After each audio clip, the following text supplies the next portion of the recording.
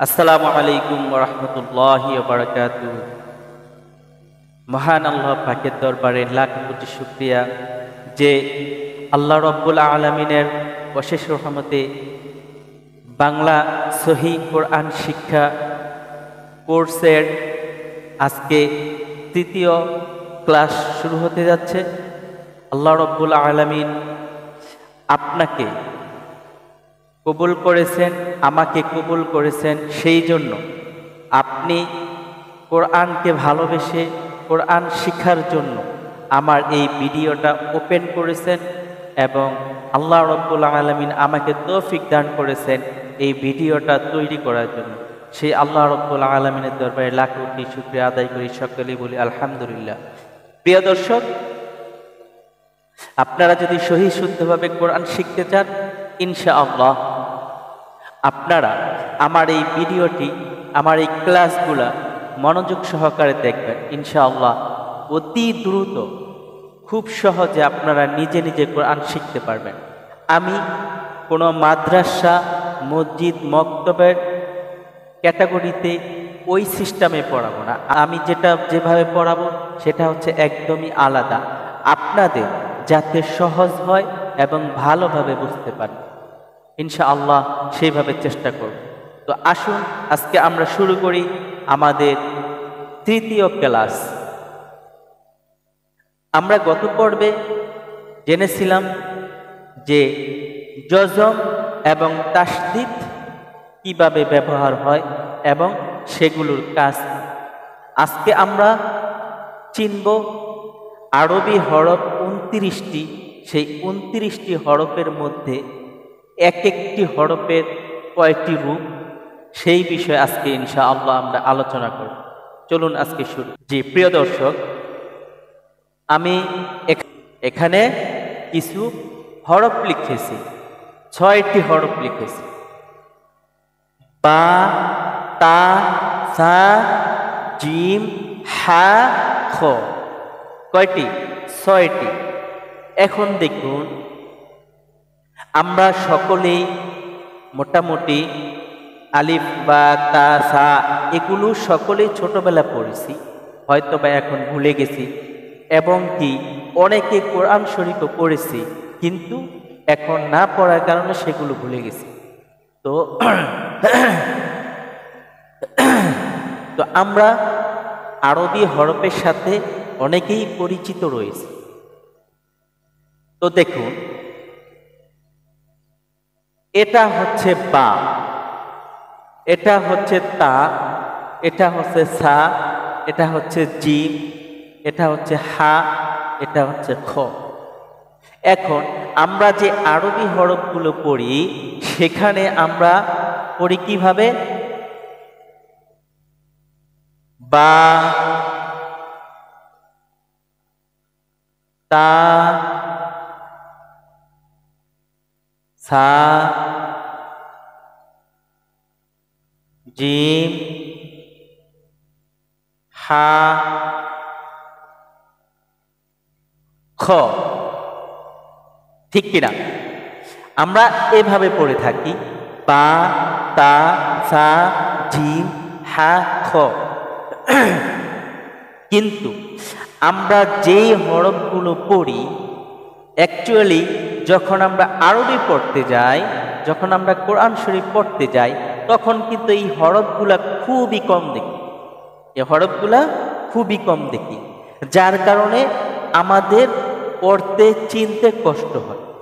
কিন্তু আমরা যদি এগুলোর যেই নক্তাগুলো রয়েছে, এই যে নক্তাগুলো রয়েছে এবং কি যে হরফের আকৃতিটা রয়েছে, সেটা যদি চিনতে পারি, তাহলে আমাদের জন্য কি হয়ে যাবে? সহজ হয়ে যাবে। তো আরবিতে একটা হরফ 3 প্রকার হয়ে থাকে, একটা হরফ 3 প্রকার হয়ে থাকে। যেমন এই যে বা, আমরা সকলেই চিনি এবং জানি এটা হচ্ছে কি? বা। বার নিচে এক নক্তা। কিন্তু এই বাটা যখন কোনো আয়াতের শুরুতে আসবে, কোনো আয়াতের শুরুতে আসবে, তখন এই বাটা কিন্তু এরকম আসবে না, যার কারণে আমাদের কি হয়ে যায়, প্রবলেম হয়ে যায়। আমরা বা পড়ি এইভাবে, কিন্তু যখন আমরা পড়তে যাই আয়াত তখন বা আসলেও কি চিনি না। তাহলে এই বার যে আরো দুইটা রূপ রয়েছে সেগুলোর সাথে আমাদের পরিচিত হতে হবে। এখন দেখুন, এই যে বা, বার নিচে এক নক্তা, এটা মনে রাখতে হবে যে আরবি হরফের ভিতরে নিচে নক্তা দুইটা, একটা হচ্ছে বা আর একটা হচ্ছে জিম। একটা হচ্ছে বা আরেকটি হচ্ছে জিম। এখন দেখুন, এই বা যখন কোনো আয়াতের শুরুতে আসবে তখন ঠিক আসবে এইভাবে, এই যে নিচে এক নক্তা, এই যে শুধু একটু মাথা কিন্তু নিচে একটা নক্তা, এটাই হচ্ছে কি বা। এটা হচ্ছে আয়াতের শুরুতে আসছে।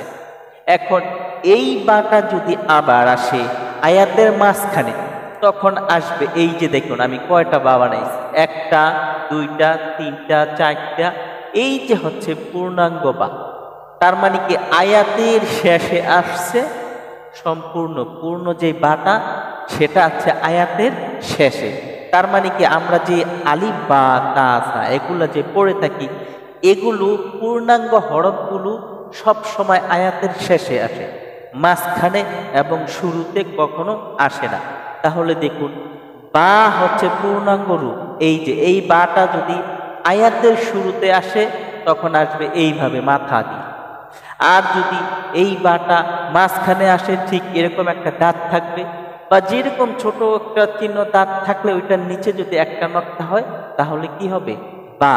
তাহলে আমাদের ইম্পর্টেন্ট ব্যাপার হচ্ছে যে নক্তা, বার নিচে এক নক্তা, এটা আমাদের মনে রাখতে হবে। বার নিচে এক নক্তা, বার নিচে এক নক্তা, এটা আমাদের কি করতে হবে, মুখস্থ রাখতে হবে এবং ঠোঁটাস্থ করতে হবে যে বার নিচে এক নক্তা। এখন এই নিচে এক নক্তা দুইটা হরফ, নিচে এক নক্তা দুইটা হরফ, একটা হচ্ছে বা আর একটা হচ্ছে জিম, একটা হচ্ছে বা আর একটা হচ্ছে জিম।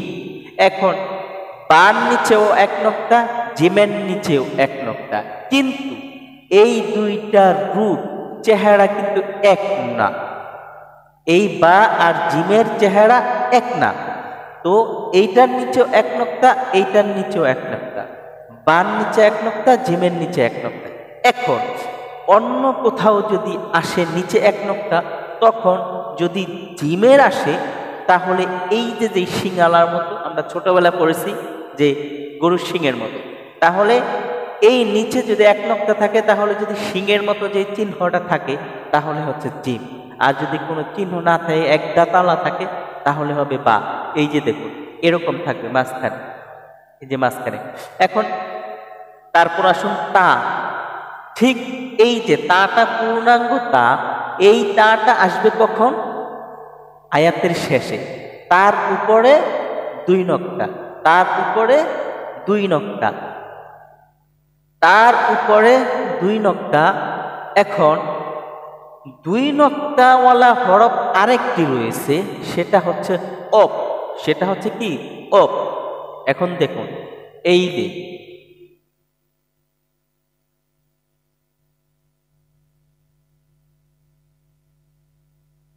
এটা হচ্ছে কি অপ, তাহলে তার উপরে দুই নক্তা, অপের উপরেও দুই নক্তা।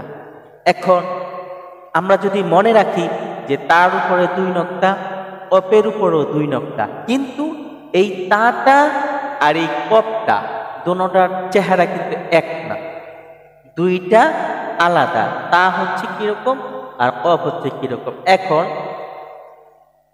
এই যে তা দেখুন, এই পূর্ণাঙ্গ তা, এই তাটা যদি আয়াতের শুরুতে আসে তখন আসবে ঠিক এই যে দাঁতওয়ালা মতো।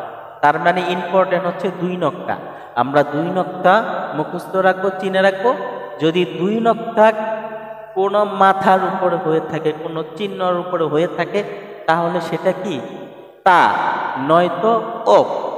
তাহলে অপ যদি হয়, অপের উপরে দুই নক্তা, তার উপরে দুই নক্তা, তাহলে অপ চিনব কিভাবে, অপ আসবে এইভাবে। যদি অপ শুরুতে আসে তাহলে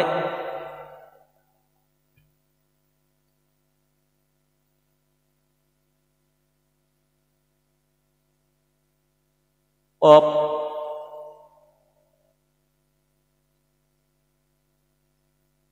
দেখুন এই যে অপ, তার মানে কি তার উপরেও 2 নক্তা, অপের উপরেও 2 নক্তা, কিন্তু এই দুইটার মধ্যে পার্থক্য হচ্ছে তা যেটা সেটা হচ্ছে একটা দাঁতওয়ালা, তার মানে কি একটা চিকন মাথা, একটা মাথার উপরে যদি 2 নক্তা থাকে তাহলে সেটা হবে তা। আর যদি অপ হয়, অপ হইলে হবে মাথা মোটা, অপ হলে মাথা মোটা। যেহেতু তারও 2 নক্তা, অপেরও 2 নক্তা, তাহলে অপ না তা এটা চিনব কিভাবে? চিনব হচ্ছে এই মাথাটা দেখে, যেটার গোল মাথা সেটা হোক ভরা, সেটা হোক শূন্য, সেটা হোক যাই, যদি গোল মাথা থাকে তার উপরে যদি 2 নক্তা থাকে তাহলে সেটা কি? অ। আর যদি এক দাঁতওয়ালা চিকন একটা মাথা বা অন্য কিছুর উপরে যদি 2 নক্তা থাকে তাহলে সেটা হচ্ছে তা। সেটা হচ্ছে কি? তা। তার মানে দেখুন এই যে পূর্ণাঙ্গ তা, এই তাটা যখন শুরুতে আসবে ঠিক এইভাবে আসবে, একটি মাথা দিয়ে শুধু উপরে 2টা নক্তা দিবে, তাহলে কি তা। আর এই অপ যদি উপরে যদি অপ আসে 2 নক্তা দিয়ে তাহলে এরকম গোল মাথা থাকবে, তার মানে এরকম চিকন দাঁতওয়ালা থাকবে না, এরকম গোল মাথা থাকবে। তাহলে তা আর অপ দোনোজনেরই 2 নক্তা, পার্থক্য হচ্ছে চিকন এবং মোটা। তাহলে শুরুতে তা আসবে এইভাবে, আর যদি মাঝখানে আসে এরকম একটা দাঁত থাকবে, উপরে 2 নক্তা থাকবে তা, ঠিক এরকম এইটাও মাঝখানে আসছে, এইটাও মাঝখানে আসছে। আর তা যখন আয়াতের শেষে আসবে তখন আসবে পূর্ণাঙ্গ তা। তাহলে শুরুতে আসছে কিভাবে? তা, তার উপরে 2 নক্তা, এটা মাঝখানের তা, তা তার উপরে 2 নক্তা, এইটাও তা কারণ 2 নক্তা, এইটাও তা কারণ 2 নক্তা, আমরা জানি তার 2 নক্তা। এইটা দেখুন অপ 2 নক্তা, অপের উপরে 2 নক্তা কারণ এটা গোল মাথা, এটাও কি অপ কারণ 2 মাথা, 2 নক্তা এবং মোটা মাথা। ঠিক বা তা সা এই 3টা হরফ একই, এই 3টা হরফ একই, শুধু নক্তা। বার 1 নক্তা, তার 2 নক্তা, সার 3 নক্তা। এবং জিম হা খ এই 3টা হরফ একই। দেখুন এই যে জিম হা খ, এখন এই জিমটা যদি কোনো আয়াতের শুরুতে আসে তখন এই যে সিঙ্গালা মাথা, আপনাদেরকে সবসময় মনে রাখতে হবে যে এই জিমের জিম হা হা জিম হা খ এগুলোর এই যে নিচে যেই দাগটা থাকে, নিচে যেই দাগটা থাকে এটা কিন্তু ইম্পর্টেন্ট না, এটা চিনার রূপ না। চিনার রূপ হচ্ছে এই শিংওয়ালা, এই শিংওয়ালা। এই যে দেখুন আমি এখানে জিম লিখেছি, নিচে 1 নক্তা জিম, এখন বার নিচেও 1 নক্তা, জিমের নিচেও 1 নক্তা। দুইটার ভিতরে আগে বুঝিয়েছি যে বার মাথা থাকবে চিকন চিকন, আর এই যে জিম হলে শিংওয়ালা থাকবে। যদি শিংওয়ালা থাকে দেখুন এখন আমি এইটারে হা বানিয়ে দিলাম, এটাকেও হা, এগুলো এখন সব হয়ে গেল হা, সব হয়ে গেল কি হা। আর যদি আমি উপরে 1 নক্তা করে দিয়ে দেই তাহলে হয়ে গেল খ, একই রূপ, কি একই রূপ কিন্তু নক্তা। তার মানে জিমের নিচে 1 নক্তা, খর উপরে 1 নক্তা, এবং যদি খালি হয় নক্তা না থাকে তাহলে হা। ঠিক আছে, তাহলে দেখুন জিম হা খ, জিমের নিচে 1 নক্তা, জিমের নিচে 1 নক্তা। এই যে দেখুন জিমের নিচে 1 নক্তা, জিমের নিচে 1 নক্তা, জিমের নিচে 1 নক্তা, এগুলো ঠোঁটাস্থ মুখস্থ করতে হবে। জিমের নিচে 1 নক্তা, হা খালি, হা খালি। হা যদি শুরুতে আসে আয়াতের তাহলে আসবে এইভাবে, হা যদি মাঝখানে আসে এইভাবে, মাঝখানে আসলে এইভাবে, যদি শেষে আসে তাহলে পুরোটা হাস। ঠিক জিম, জিমের নিচে এক নক্তা আয়াতের শুরুতে আসলে এভাবে আসবে, মাঝখানে আসলে এভাবে আসবে, আবার মাঝখানে একই, আর শেষে আসলে পুরোটা ঠিক হা একই। দেখুন আমি এখন দেখুন, বা, বার নিচে এক নক্তা, বা, বার নিচে এক নক্তা, বা, বার নিচে এক নক্তা, বার নিচে এক নক্তা, বার নিচে এক নক্তা। এই যে হচ্ছে পূর্ণাঙ্গ বা, তার মানে কি একই রকম। যদি শুরুতে আসে, এইটা হচ্ছে আমরা সব সময় পড়ে থাকি এইটা, তাহলে অরিজিনালি ব্যবহার হয় হচ্ছে শুরুতে এইটা, মাঝখানে এরকম, তার মানে বা। এখন দেখুন এটাকেই আমি যদি উপরে 2 নক্তা দিয়ে দেই,